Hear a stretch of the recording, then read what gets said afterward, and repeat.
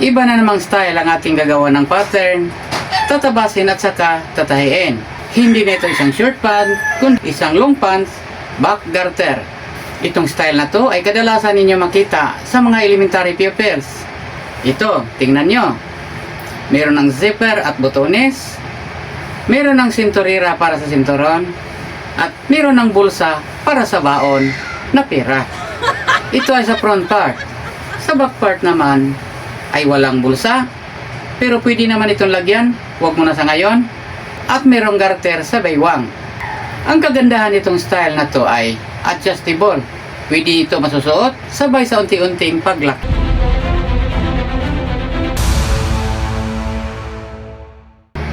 Hello everybody! Welcome to my YouTube channel. Kung gusto nyo matuto about basic sewing, isubscribe nyo ang aking channel at pindutin nyo ang notification bell para updated ka sa susunod ko pang mga video.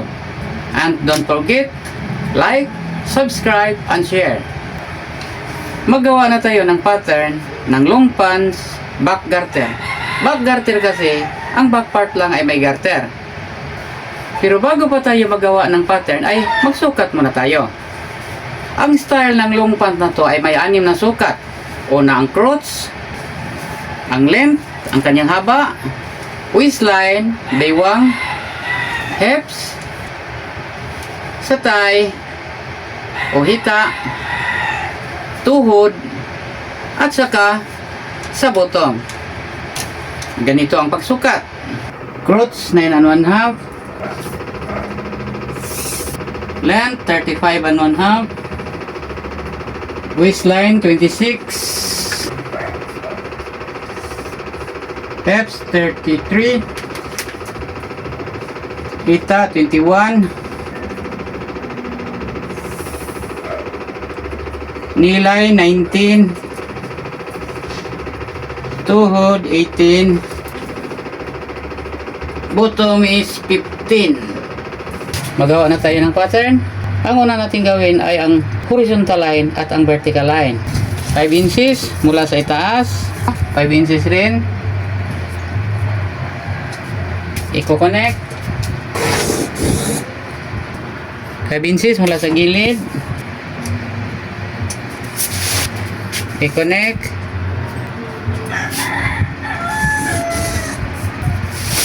diretso sa pinakababa,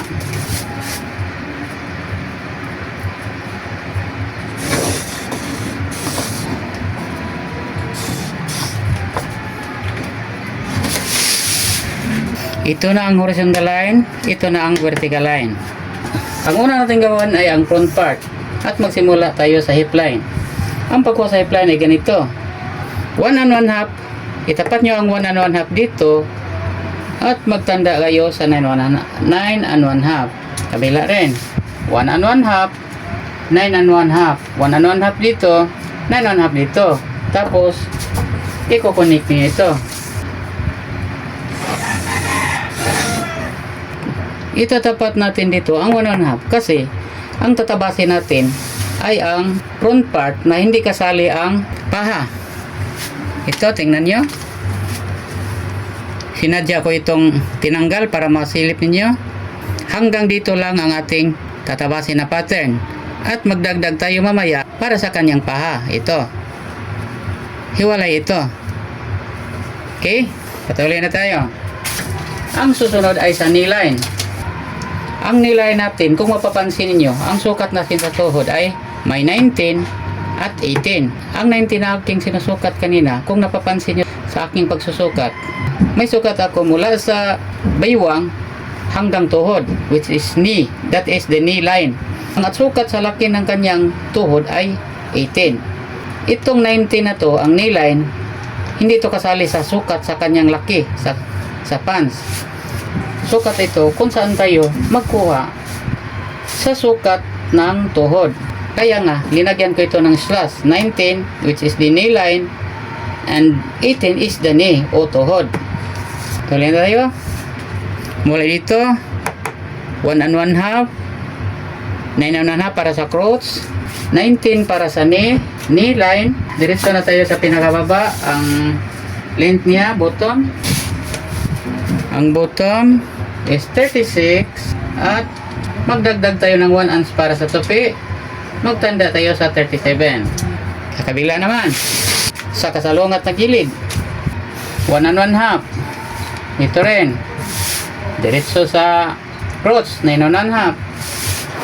Tandaan nyo rin ang nilay, 19.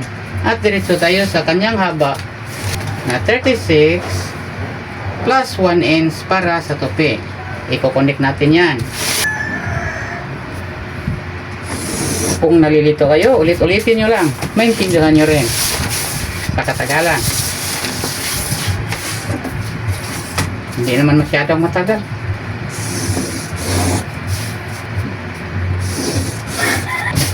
Ulitin ko. Ito ang ating horizontal line. Ito ang vertical line. Dito tayo magsukat sa waistline. Ito ang hip line. Dito tayo magsukat sa hips. Ito ang knee line. Dito tayo magsukat sa knee, tuhod. At dito tayo magsukat sa bottom, sa pinakababa. At mula dito, line, magbaba kayo ng 2 inches. Dito tayo rin magsukat sa hita. 2 inches dito, 2 inches rin sa kasalungat na pisto. At i-connect natin. Ito ang linya na to. Dito tayo magsusukat sa thigh, sa hita. Simulan na tayo. 8 and 1/4 itatapat ninyo dito. Markahan nyo ito dito. At mag-atras kayo ng 1/2. Pagkatapos, magdagdag kayo ng 1 and 1/2 mula dito sa 8 and 1/4, which is the 1/4 of 33 dito. Ito na. Ang 1/4 ng 33 is dito, ito ang 1/4. Mag-atras tayo ng 1/2, preparation para sa back part. At mula dito, magdagdag tayo ng 1 and 1/2. Tapos, i-squala ninyo ito dito. Itong linya na to, i-squala ninyo dito sa 8 and 1/4. Yan. Ito na ang linya. Ito nang tanda sa 8 and 1/4. Itinapat natin ito. I-squala natin ito. Pero bago pa, hindi ito i-squala dito, kundi mula dito mag-atras tayo ng 1 inch. Ito 1 inch at ang i-connect natin. Lagyan ninyo ng curve ito.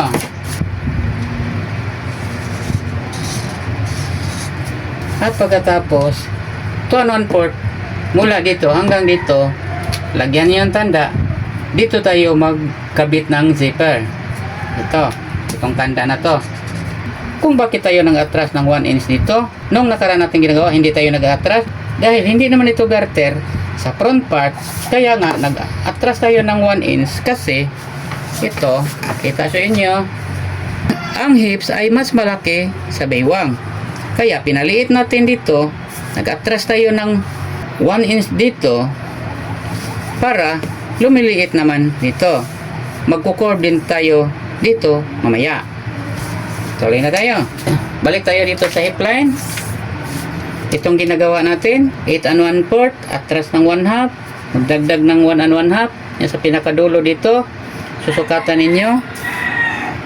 Hahatiin nyo ito. Itutupi diretso ang tape measure sa hati. Ito ang kalahati. Lagyan na to ng tanda. Lagyan natin ito ng tanda dito. Dahil ang sukat sa taas, sa knee line at sa bottom. Ito na ang ating magiging center line. I-connect muna natin.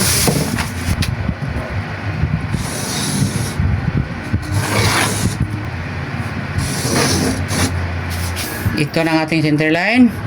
Balik tayo sa pinakababa. Sa bottom tayo maguna. Ito ang bottom. Ito ang center line. Ito ang vertical line. Ang sukat sa kanyang bottom is 15. 15 na ibabawasan natin ng isa, magiging 14 na lang. Kung bakit, sinabi ko na sa inyo noon, pero ulitin ko lang, kasi ang front part ay mas maliit sa back part. 15 minus 1 equals 14. 14 divided by 2 equals 3 and 1/2. 3 and 1/2, itatapat natin sa center line, sa bottom. Ito, lagyan yung tanda sa pinakadulo, at saka sa 7. Pagkatapos, magdadagdag naman kayo ng 1/2 dito at 1/2 dito. O, nagiging 16 ulit yon. Kasi pinaliit natin ang front part. Ito ang sa front part, ito ang sa back part. Ang sukat sa kanyang tuhod is 18. Dito tayo nagawa ng sukat sa tuhod sa knee line, which is mula sa biwang 19 hanggang dito. Dito tayo magsukat sa tuhod. Ang sukat sa tuhod ni is 18. 18 babawasan natin ng isa is 17. Kalahati sa 17 is 8 and 1/2. 8 and 1/2. Hati naman is 4 and 1/4. Itatapat natin ang 4 and 1/4 sa center line. Maglagay kayo ng tanda sa pinakadulo sa tape measure at 8 and 1/2. Tapos, magdagdag ka naman ng 1/2 dito at 1/2 dito. Magiging 18 muli yon. Katulad dito sa bottom, pinaliit natin ang front part. Ikukunik natin yan. Uunahin natin ang front part kasi magagamit tayo ng ibang kulay sa back part para madali niyong maintindihan.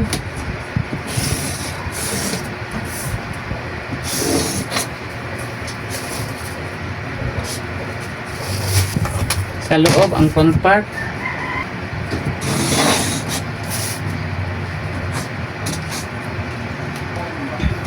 Ito ang sa front part. Tapos iko-connect natin ito, ang front part dito. Huwag straight line, may curve.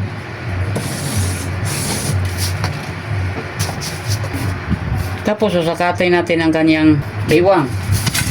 Ang sukat sa kanyang baywang, waistline is 26. 26 divided by 4. 26 divided by 2 is 13. 1/2 sa 13 is 6 and 1/2. Itatapat natin ang 6 and 1/2 dito. Dito hanggang dito. 6 and 1/2. Itong linya na to sa front part, sa may tuhod na banda, i-connect natin dito sa hip line. Tingnan nyo paano ko ginamit ang curve line.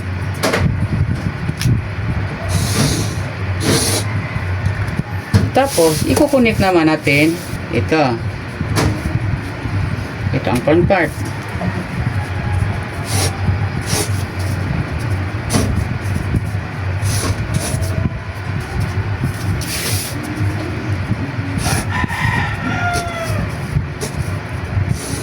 Ito na. Tapos, magdidagdag naman tayo ng 1/2 inch dito. Dito. At ito ang i-connect natin dito.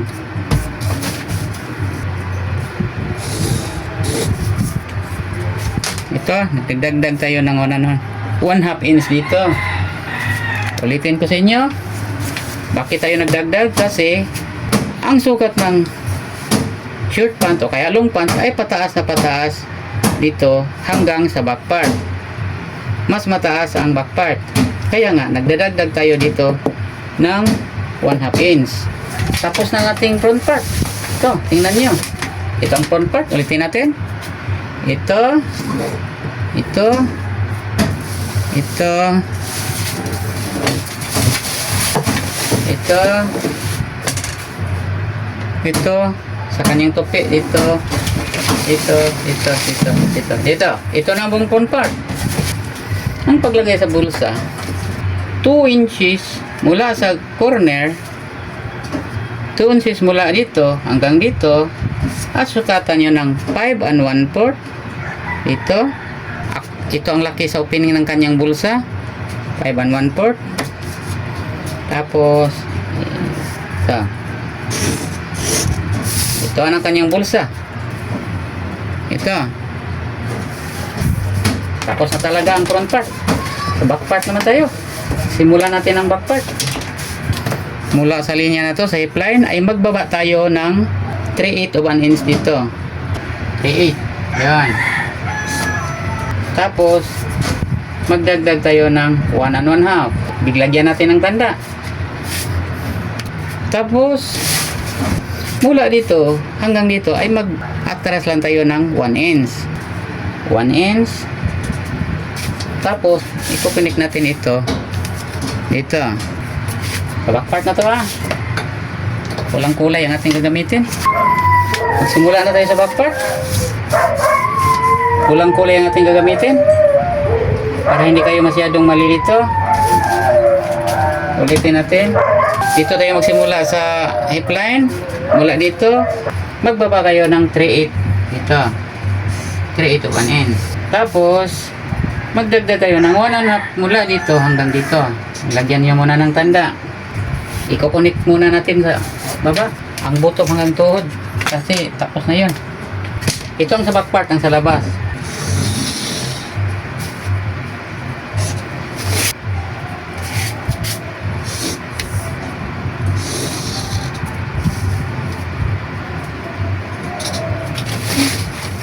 Tapos iko-connect natin diretso ito dito. Natandaan nyo ito paano ito ginawa. Kung hindi nyo tandaan, balik-balikan nyo ang video. Ulit-ulitin nyo ang video. Tapos balik tayo dito. Mula ito mag-attach tayo ng 1 inch. I-connect natin dito.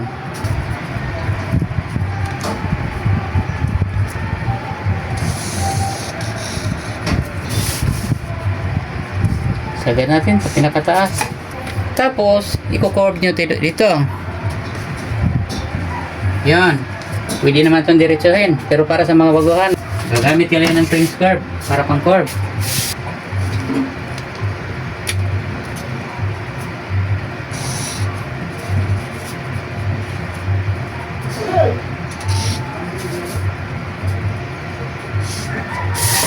Ito. Isang curve line para sa back part. Dito. Susukatin natin ang kanyang hips. I-review. Parang i-review natin. Ang sukat ng kanyang hips is 35 and 1/2. Paano ba ito i-review? Ay ganito. Mula dito sa front part, itapat nyo banda rito sa pinaka-umbok na bahagi dito. Hawakan yung tape measure. Tapos, dadalhin yung sukat dito. Dito rin sa pinaka-curve. At sa pinaka-umbok pa rin, dito ang 33, 16 and 1/2. Dito, tandaan nyo. Hanggang dito ang 16 and 1/2. Tapos, i-connect nyo dito.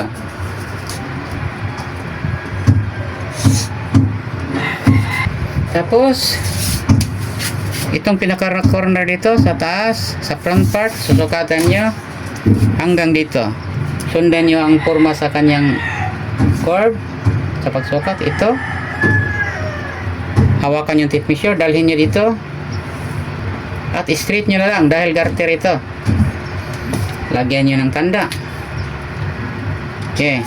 Tapos, itong linya na to ay iskwalan nyo dito sa pinaka straight line sa back part. Ito. Itapat nyo dito sa straight line at hahatakin nyo pa pataas. Natapat na sa linya na to. Dito kayo magtanda, magbaba kayo ng 1/4. 1/4. Tapos i-connect nyo ito. Okay. Ito ng back part. Ngayon, ang nakaiba ito ay dahil back garter ito. Ito, garter.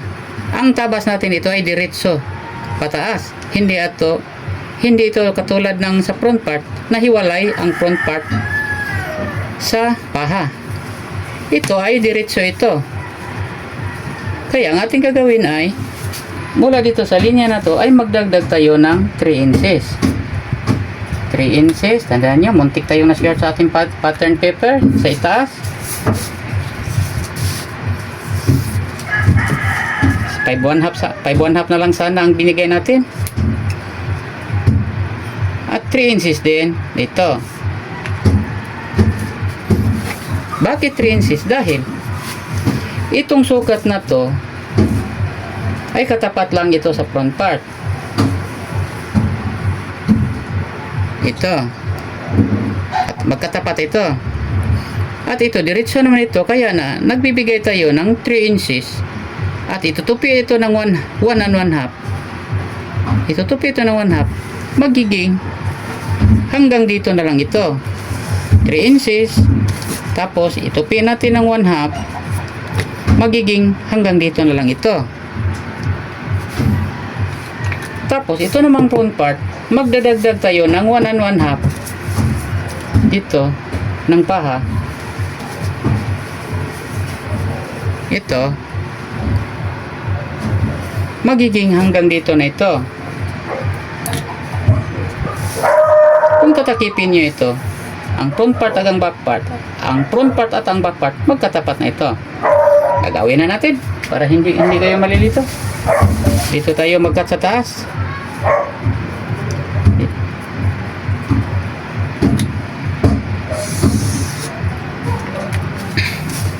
I-review naman natin sukat sa waistline. Tapos na natin na-review ang sa hips. Dito tayo sa front part. Ang front part ay mula dito hanggang dito. Ito ang front part. Tapat nyo dito sa corner at saka dito. Hawakan nyo ang tape measure. Dalhin nyo dito sa taas ang sukat. Hanapin nyo ang 1/2 sa 26 sa kanyang waistline. Ang 1/2 sa 26 is 13. Dito ang 13. Tapos, magdagdag tayo ng 3 inches para sa garter. Kasi may garter ang back part. Ang front part ay wala. Ito na. I-connect naman natin ito dito. Paano i-connect? Ay ganito.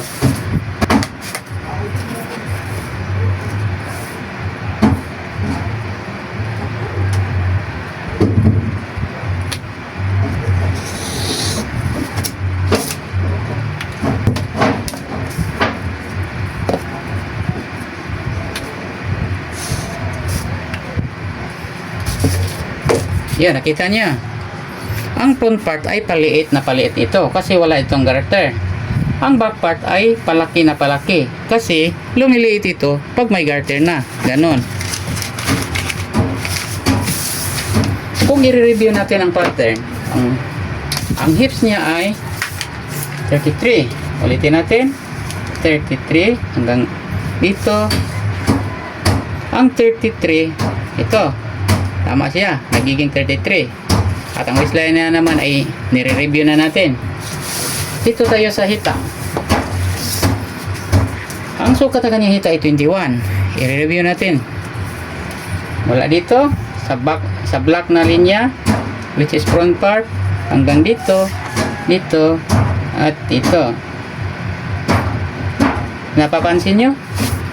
Hindi umabot sa 21, 20 and 1/2 lang. Hayaan nyo na kasi maluwag-luwag naman ang ating sukat dito kasi garter ito sa back part. Ang 1/2 ay maliit lang ito.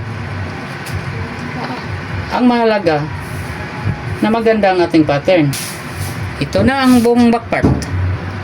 Ngayon, gugupitin na natin. Ulitin natin ang back part. Tingnan natin. Ito. Ang back part ay ang pula. Ito, dito, dito, pababa, ito,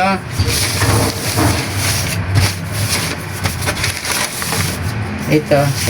Yan ang back part. Ito na ang buong pattern, ang front part at ang back part. Sa ngayon, hindi ko nahiwalayin itong front part at ang back part. Ito ang pinakamagandang paraan na dapat niyong matutunan sa paggawa ng pattern. Ngayon, gupitin na natin ito. Pero bago pa natin ito gupitin, may payo ako sa inyo. Payo ko sa inyo ay magawa kayo ng isa pang pattern. Kung gusto niyong pag-aralan muli ang inyong ginagawa ay madali niyo itong maintindihan. Kung nandyan pa ang buong Manila paper na ating ginagawa na pattern. Dahil masusukat ninyo ito muli kung saan ba kinukuha ang mga sukat ng inyong ginagawa. Huwag kalimutang isusulat sa pattern ang mga sukat sa inyong ginagawa ng pattern. Alam ko naman na hindi niyo ito matutunan ng pang-isa lang o kahit pangalawa o pangatlo.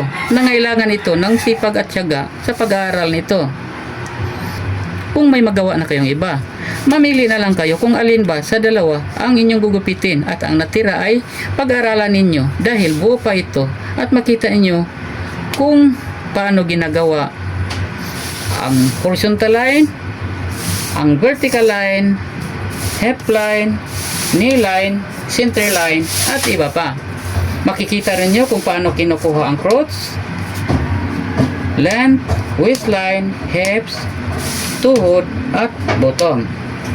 Ulitin ko, magawa kayo ng iba bago kayo magupit. At yun ang itabi mo. Tingnan nyo. Ito ang back part. Yung pula.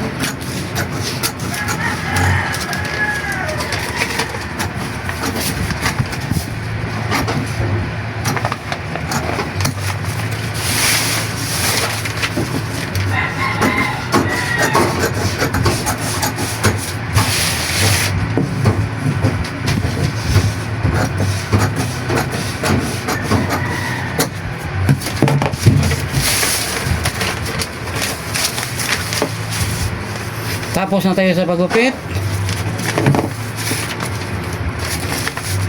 Ang part 2 ng video na to ay tatabasin natin ang tela.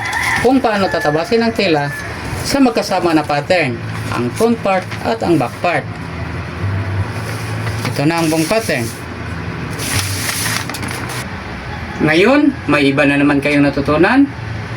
Hanggang sa paggawa muna tayo ng pattern. Ang part 2 ng video na to ay tatabasin na natin ang tela. Hahati-hatiin lang natin ito hanggang matatapos ito sa pagtahi. Para ma-explain ko sa inyo ng maayos at maiintindihan nyo ng maigi. At saka, siguradong matututo kayo. Ako po si Tutorial para sa Basic Sewing Tutorial. Good luck, good health, God bless.